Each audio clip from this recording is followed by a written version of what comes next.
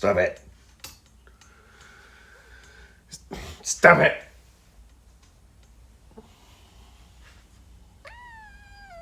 No, I know. Come here. Come here. Yes, I know. But I gotta record. God, you're getting big.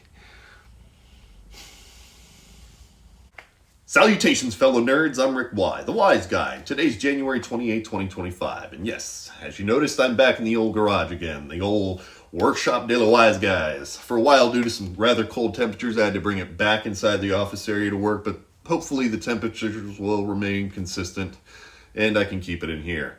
Appreciate y'all hanging in there with me. I'm surprised how many subscribers I lost after temporarily moving it inside, but it's fine. My toys don't want to look at you either.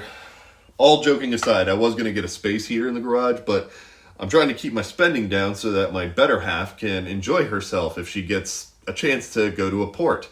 And she's set to be meeting an internet all-star here in the near future that I don't think any of us could appreciate.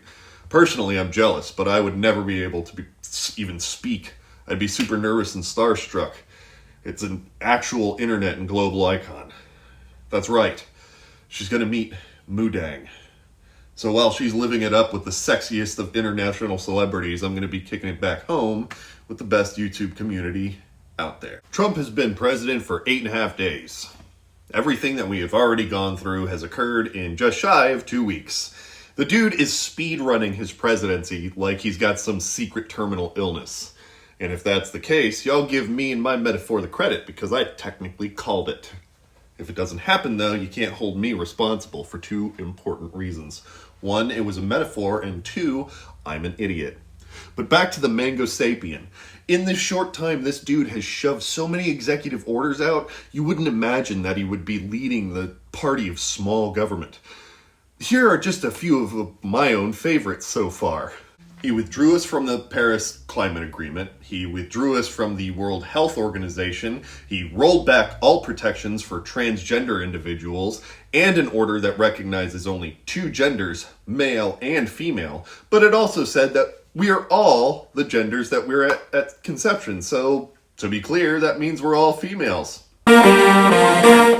Let's go, girls. He declared a national emergency at the southern border, which I assume is just a setup for a broader declaration of emergency powers in the near future. He deployed our troops to our own country to address this issue, which is hilarious because one day I'm going to meet a person and I'm going to be like, I went to the Middle East and throughout Asia, where'd you go? And some salty kid's going to be like, Yuma. He also tried to override the Constitution by ending birthright citizenship in its current form.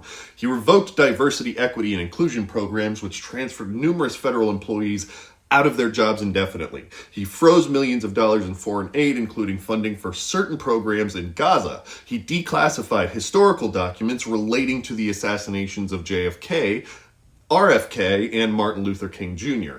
He granted pardons to individuals involved in the January 6th Capitol attack and anti-abortion protesters who are convicted of blockading entrances of clinics. He also laid off a bunch of federal watchdogs who maintain eyes on corruption and unethical or even illegal activities. 8.5 days. It's been 8.5 days. And that isn't even everything.